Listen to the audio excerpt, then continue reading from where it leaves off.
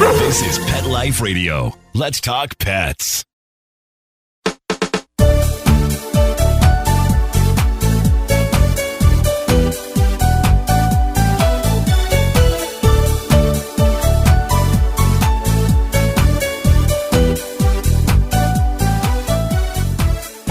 Hi, welcome to It's a Doggy Dog World. I'm your host, Liz Palika, and with me are my good friends Petra Burt. Hello. And Kate Abbott. How do? And we're talking about a little bit of a somber subject in this podcast. In our previous one, if you listen to them consecutively, which I know some of you listeners do, we talked about the sad issue of losing a dog. I recently lost my good boy, Bones, to cancer, and we discussed that in that podcast, as well as, if you love a dog, you're going to lose them, and we've all lost dogs, multiple dogs. So we talked about that and some of your options for seeing it through, what to do afterwards. Today what we want to talk about is the changes you may see at home if you have other dogs or cats at home. And this is Doggy Dog World, but we all know we love cats too. And most of us have cats, except for those of us, Kate, who have terriers who cannot trust their dog with a cat. Get him. Yeah. But Petra and I both have cats, and I know a lot of dog owners too.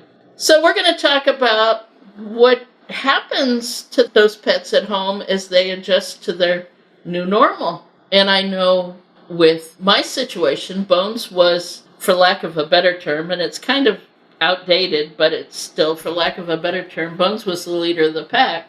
He was the boss. He was the instigator. He was the one that went through the door first. He was the one that ran the fastest and told the other dogs to chase him. He was the one that decided, basically, I won't say he was a dictator, but he was definitely the leader. And in the first few days after his passing, Hero, who was the middle child, was lost.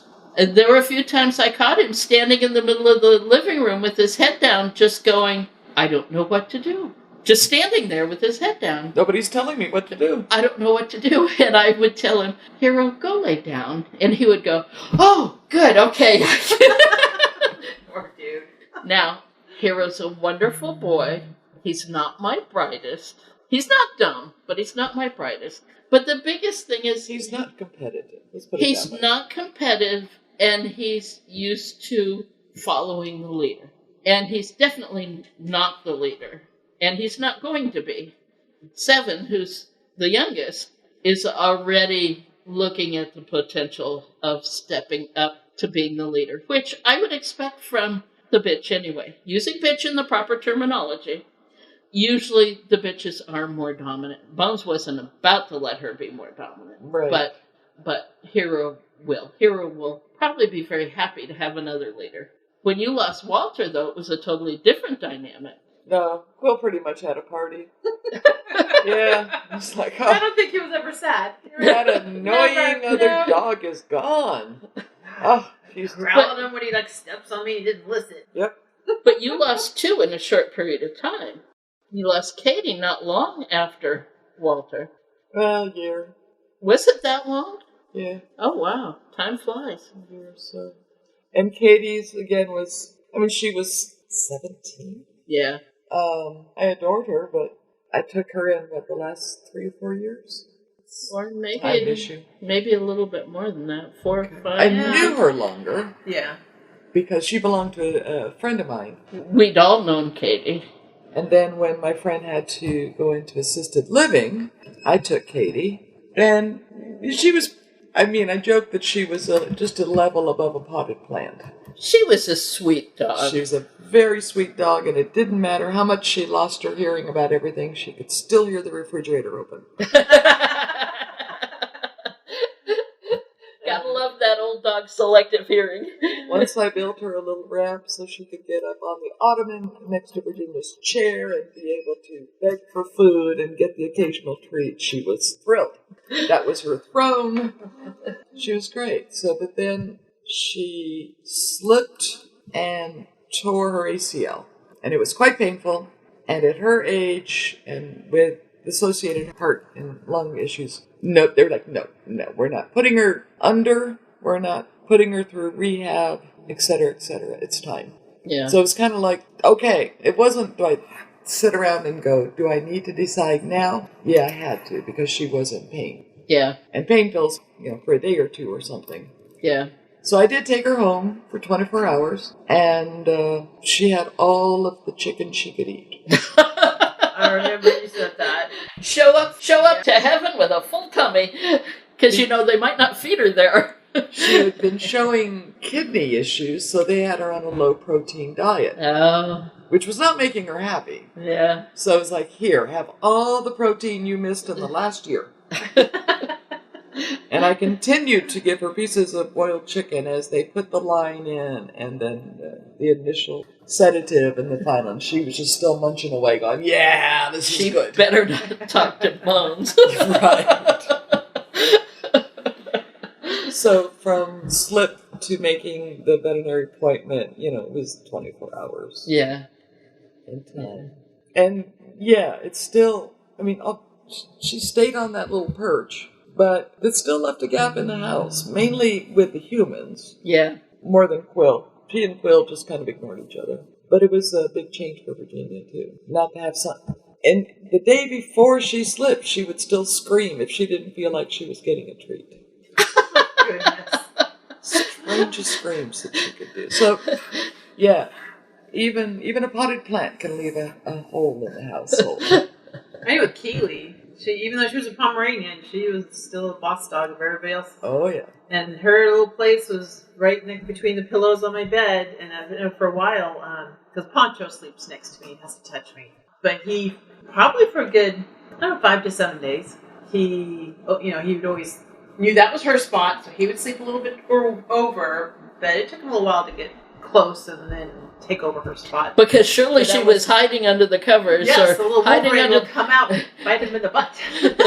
Like, this is my spot. Yeah. Well, Bones' passing, besides leaving Hero feeling kind of lost, my big orange cat, Kirk, missed him. The kitten didn't. Seven didn't. Not really. They're both younger. Bones was the adult, was not involved in raising the kitten, whereas Hero was. The kitten's a foster fail, by the way. So I got her at 2 days old and fostered her, and then she never left because Kirk, the cat, chose her. But Kirk wandered the house for a couple days, I think, or at a couple different times, meowing. He'd stop in a room and meow. Nothing happened, what he was looking for. He'd go to another room and meow. Come down the hallway, meow. And then he'd quit. But he did that several times over 2 or 3 days. In fact, he did it again last night. So he's searching for Bones. There's something missing. There's something missing, yeah. We had talked earlier about litter mates. Virginia had litter mates. Poodles. Miniature poodles. Stormy and Albert. And at the age of 15, when Albert developed cancer, and it wasn't really treatable, not without a lot of pain that she didn't want to do for him, put him down. Stormy was put down about 6 months later. They said heart issues, but I think her heart literally failed her without her brother. Just gave up. Yeah.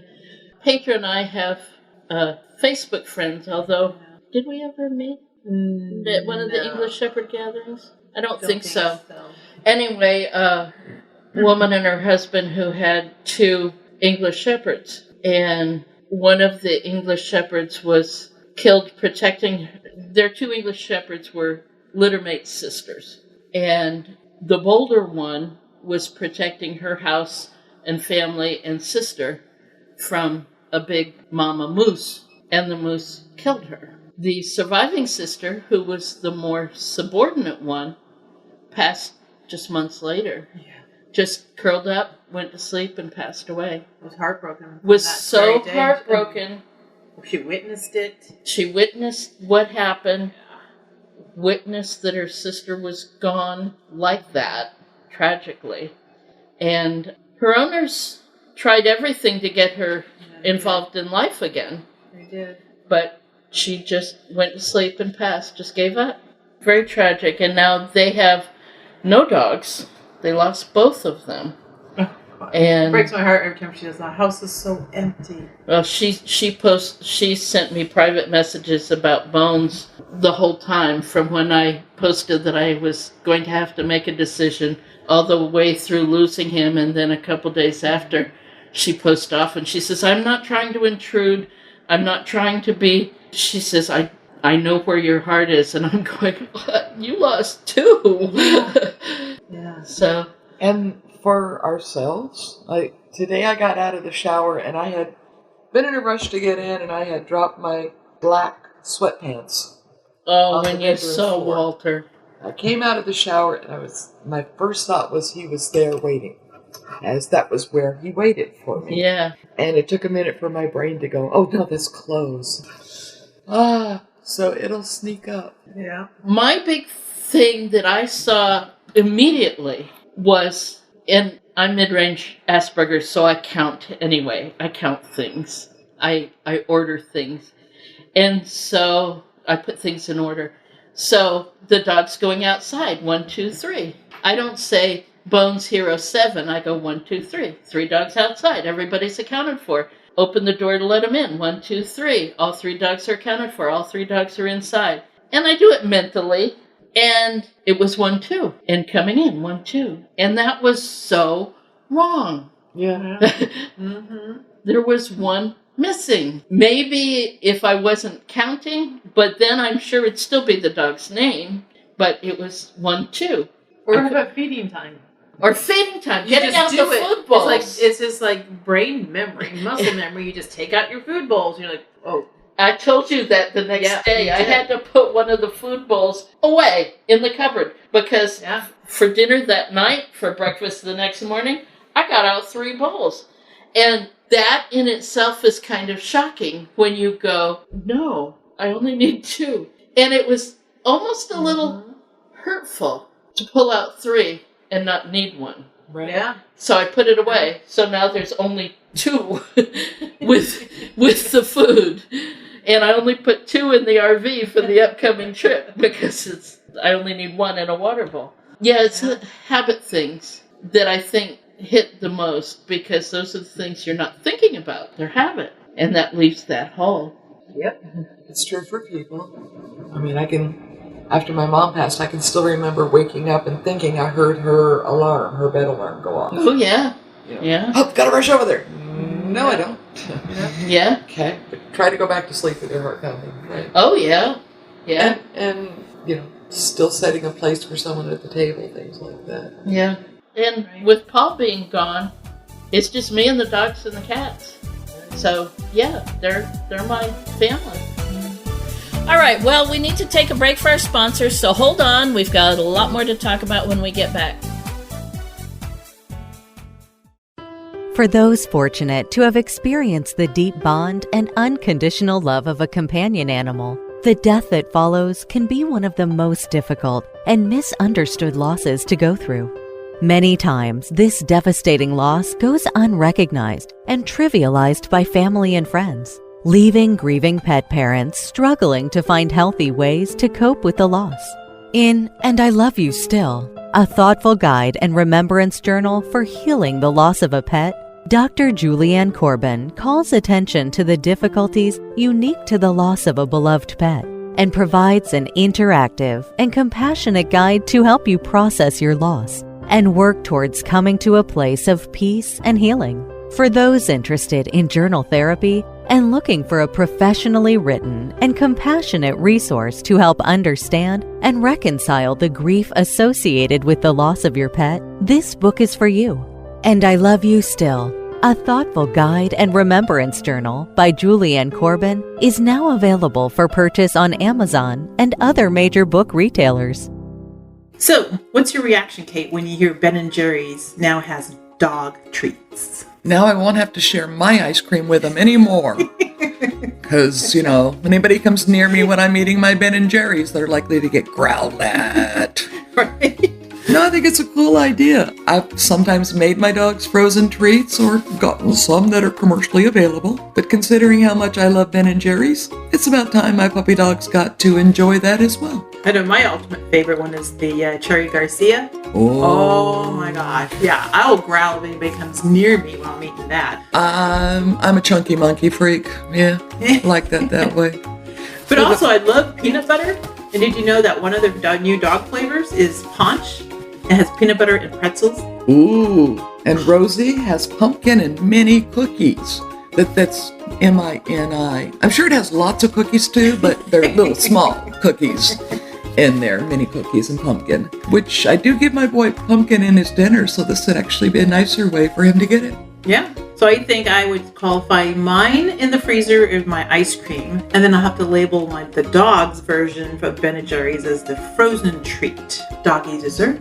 And one way you can tell is instead of the black and white cow on the front of the little container, it's a black and white dog. Oh my God, that's for the cute. dog treat. So yeah, you can tell which one is which because it's their dog frozen treats are not designed for humans. Made with human quality ingredients, but not designed for humans. So you do want to keep them separate. And I can only give my boy a little bit, if I dare, of my own ice cream. My Ben & Jerry's ice cream. Because, yeah, it doesn't always set well with him. But now he has his own. He's going to have his own. All right, so go out there, buy some for your furry little friend there, and then enjoy together. Enjoy. Let's talk pets Let's talk pets on Pet Life Radio. Pet Life Radio. PetLifeRadio.com. We know you're begging for more. So back to It's a Doggy Dog World with your fetching hosts, Liz Palika, and this week's co-hosts, Kate Abbott and Petra Burke. Welcome back to It's a Doggy Dog World. This is your host, Liz Palika, with my good friends, Petra Burke and Kate Abbott. So what can we do to help the dogs? I know one of the things I've done with my two is I've taken them with me a little bit more. They're here at the training center now. I took them to your house earlier, even though they weren't there to go for a run. I took them with me. Mm-hmm. If I went somewhere the last several days, because it hasn't even been a week yet, the last several days, as long as I wasn't going to leave the car, because it's too hot to leave them in the car. If I was going to Starbucks to get iced tea, I took them with me. Whereas most of the time, 50-50, I'll take them or leave them home. So I have been taking them with me a little bit more. But I can't keep doing that because I don't want them to expect to go every time. And I do think as much as possible your routines for them as well. Yeah. And knowing what they need. Like you said, you told Hero what to do. Right. In the absence of Bones telling him what to do. Right. And I did it kindly. I didn't, oh, for Pete's sakes, go lay down. It was very gently. Hero, you can go lay down. You'll find that new normal. Yeah. Somebody did ask me one time, do you think dogs grieve for each other? Oh, yes. Yes. There's no question. Yes. Yeah. They grieve. They know the They difference. might throw a party, but they also there's some of them. Yeah, but either way, well, there is some of emotion there. Quill isn't the only one that threw a party. When Paul's and my old girl Dax, who was a bitch in all of the definitions of the word. Times 10. Well, she bit Kate one day. She thought it was deserved. Yep. But we made up later. Yeah. It took a while. Dax was a bitch in all of the definitions of the word. When she passed, and she was an old girl, she was 14? Yeah, something like that, 13, 14. She was an old girl. And when it was time for her to go, it was time for her to go, except my husband had a hard time letting her go. She was Paul's dog. When she passed, Bashir threw a party. She ran Bashir ragged. She was a bitch to him. When we'd come home from the training yard, I'd walk in the door from the garage. He would stick his head around and go, "Where is she?" And sometimes she would charge at him, sometimes she wouldn't. If she did, I stepped between her and Bashir, and he'd hide behind me. And Bashir was not a dog to hide. He didn't hide from anybody else in this world except for her. When she passed, he threw a party. He was a very happy dog, and deservedly so. Yeah. She was a dog who let you know when it was time. Yes. But it took Paul a couple months after that to let her go. I couldn't make the decision for him. He had to let her go, but she was very clear when it was time. But she was incontinent, and she hated it. Yeah. She couldn't control her bladder when she slept. I'd put potty pads under her, put diapers on her. Oh, God, she hated the diapers. And finally, I told Paul, you have to let her go, because I went to put the diapers on her, and she almost bit me. She snapped at me. She could have bit me if she wanted to, but she was just saying, enough.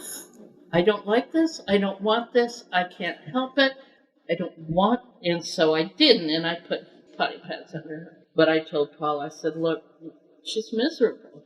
So, and I still had to take her to the vet. He couldn't do it. The softest man on the face of the planet. He never, ever, 37 years of marriage, and he never, ever took one of the dogs in. Softest man ever. Tough Marie. So, but anyway, how can we help the dogs? Keep them on as regular a schedule as we can. But also give them time to grieve. Yeah. Yeah.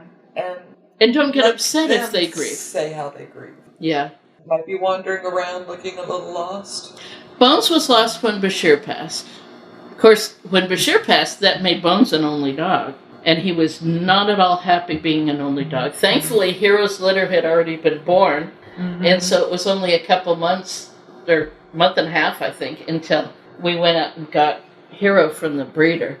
But Bones was not happy being an only dog. And was actually a little fearful. And for as confident as he was, that was very sad to see. With Kirk, with the cat, I dug out some cat toys. I dug out some catnip for him. He's one of those cats that likes catnip. So catnip in the middle of the tile floor, and he's rolling in it and purring. And But knowing who they are before, what do I want to say?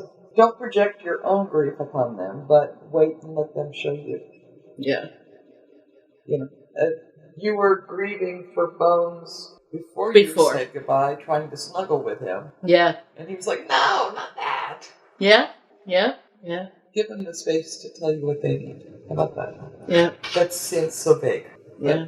When you lost Shasta, you had Teddy at home, right? I had Kona and Teddy. And Teddy? Yeah. Kona's the one that missed her the most. Had he lost his vision at that point? He did. So he was blind and missing her. And missing her. And Teddy was a big doofus and no help at all. Oh, one dog less? Okay.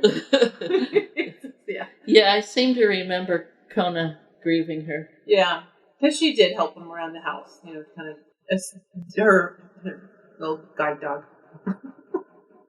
In my limited scope, I would say that it really has helped the dogs, or the whole household, to see the body. Yes, and that's one reason why one of my several reasons of why I had the vet come to the house for Bones. And then like Shasta, we took Kona and Riker. The two dogs who were closest to her. Yeah. It definitely. I did not. Was it you? Who was it that had taken a dog, had him put to sleep, came back without the dog? And the other one? Ursa. Wouldn't go in that car anymore. Oh, no, that was Care Bear. Our last German Shepherd. And Care Bear. Our last German Shepherd, Michi. Paul was still in the Marine Corps, was deployed to the field. His dog, of course, while he's gone, Michi, went into multi-organ failure. And kidneys, liver, it's like his body just started to shut down. I already had a pretty good idea what was happening, but I threw him in the car, went to the veterinarian, and after the exam, the veterinarian told me what was going on, and I could see it. Michi was just collapsed and he was rapidly fading. So we just eased him on. I came home without him, and Care Bear, my first Australian Shepherd, who was only about 6 months old at the time, blamed the car. Silver Subaru station wagon, blamed the car. And I actually had to get rid of that car. Because if I forced him in the car, if I picked him up and put him in the car, he shook like he was on a vibrating platform. He shook and drooled and was scared to death. If I put him in somebody else's car, he was absolutely fine. He blamed that car Oh. And it sounds silly, but I actually sold that car and got another car because he wouldn't get over it. That car was dangerous and took his buddy away, and his buddy never came home. Yeah. Grief is a funny thing. It can be strange for people, but never mind if you don't necessarily understand what has happened. Ursa was another one. I made the mistake of taking her to the vet and didn't bring anybody with me, and the dogs at home had a really hard time. I had a cat I took when I was a vet tech. There's something wrong. Took him in that morning. We actually couldn't find anything wrong. Just as we were closing the clinic for the day, he had a brain aneurysm burst. And just died. And I still regret that I did not take his body home. I left it there for pickup. And the other cat the cat that died was like his baby. Bottle raised. And so he just was lost. Yeah. He yowled and searched and looked, stared at me accusingly. So yeah, I really wished I had shown him. I've had, over the years, 3 cats actually die at home peacefully in their sleep, and never had a dog do it, but I've had 3 cats do it. And in all 3 cases, it was startling to me, but it was good for the other cats at home, because in all 3 cases, well, in 2 of the cases, Xena was the only cat when I lost her. But the other 2 cats, always happens on my bed, but the other cats were all curled up with them, with Flea and Tigger both. The other cats were with them, and it was like, oh my God, that's so wonderful. And that seems to ease the grief a little bit. They were there with them. Yeah, it's heartbreaking when you do, because I was the same way. I had litter mates. And the female had tragically passed, and poor Cedar for weeks. Oh, yeah. God, it was heartbreaking. Aspen and Cedar were so bonded, though. Yeah. I don't think I've ever seen 2 cats as bonded as those 2 were. I mean, more so than just siblings. Yeah. They were, yeah. And he was sad for a long time afterwards. Yeah. But he pulled through it. I'm so glad he didn't die like, broken heart or anything. Yeah. And he lived to 20. Because it happened when they were 12 years old. He was an old cat. Yeah. Yeah. He was a good cat. He got spoiled a lot. A good cat. What else can we add? How can we help our pets through it? You can't fix it. No, you can't fix it. I think take care of yourself too. I have some calming supplements that I have tried to use over 4th of July and New Year's that didn't really work. I did give those to both Seven and Hero for the first couple days. I don't know how much they worked, but I figured they weren't going to hurt. Right. And I was just going to give them to Hero, but since he was getting treats, Seven went, hey! And so she got him too. I offered them to the cats, but the cats went, ooh. Gross. Was that poison? Cats, what are you giving me? Ugh. So I don't know. I guess the first 2 or 3 days I gave them to him. And then it just seemed like they didn't need them. But the other thing that I want to add is if you're on Facebook, there are several pet loss grief bereavement groups. Just do a search on Facebook for pet loss or pet bereavement. Check with your Humane Society. Check with your Humane Society. The groups are, I don't think we see it as much anymore, but there's a lot of people who still go, you're grieving as just a dog or just a cat. I don't think we're seeing as much of that, or maybe I just don't hang out with those people anymore. But if it would help you to talk to other people about it, there's sources available. And it's good to say, did I make the right decision, and have people come back and go, yes. Oh, whatever decision you make is right for you and your puppy dog. Yeah. I've been through it enough. I wasn't questioning it, but Kate and Petrus sure heard from me enough for a few days.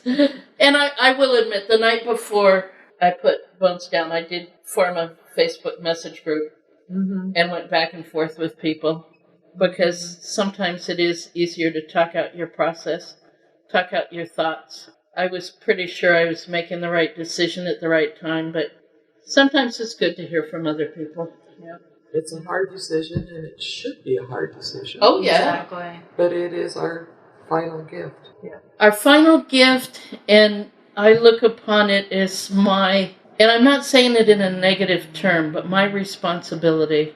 If I'm going to own a dog or a cat, I want to give them the best life I can give them. Whether that be good quality food, take them on road trips in the RV, getting them vet care when they need it, and making the right choice at the end of their life. So my responsibility, my gift, Yep. just plain not wanting to see him suffer. As former vet techs, that was a privilege to hang on to a puppy dog or a cat, or even some other critters, and say you've been well loved. It's time to release you from your pain. The veterinarian that came out to the house, I won't say his name because I didn't ask his permission to give his name out, so I won't. But he had practiced veterinary medicine in a big city for 40 years, and he and his wife raised their family, their kids, in that big city. And when the kids were grown and gone, he retired from active practice. They moved to San Diego County. But he, as he said, he found retirement wasn't for him. Whether he was bored or whatever. So he was thinking what he could do. He didn't want to be a substitute vet for other clinics because everybody does things their own way. So he looked at pet hospice and in-home euthanasia. And my comment to him was, do you find it depressing, sad? And he said, no, just the opposite. I'm helping a pet leave this lifetime. And he said his wife does screen the calls. And if it sounds like someone is rushing it or doing it for convenience, we're moving and can't take the dog with us, he said she kind of screens those. But like me calling, my dog has cancer. He's declining rapidly, hasn't eaten in a day and a half. He's in pain. He's bleeding from the rectum. Those are obviously the quote-unquote the real calls. He says, if I can help that pet leave this lifetime comfortably and without pain, and if I can help the owner, he says, no, it's not sad. And I'm going, oh my God, you're going to make me cry just for that. Yeah. So what I initially thought would be a terribly sad job, you look at it from a different point of view. Privilege. Yeah, that's the word he used, a privilege. Yeah. All right. Well, we hope this wasn't too sad for you, but we wanted to cover the bases, both in the last podcast and this one. Hopefully none of you will be facing this right away. Imminently. Yeah. But hopefully it's also given you some things to think about. So that's it. We'll see you next time. Bye-bye. Bye. Having a rough day? Longing for the dog days of summer? Think your fun furry friend lives a dog's life? Well, find out everything you're begging to know as Pet Life Radio presents It's a Doggy Dog World with pet expert and award-winning author Liz Palaika. Every dog has his day, and you'll find out how to make your dog's day fun and rewarding. Every week, on demand, only on PetLifeRadio.com.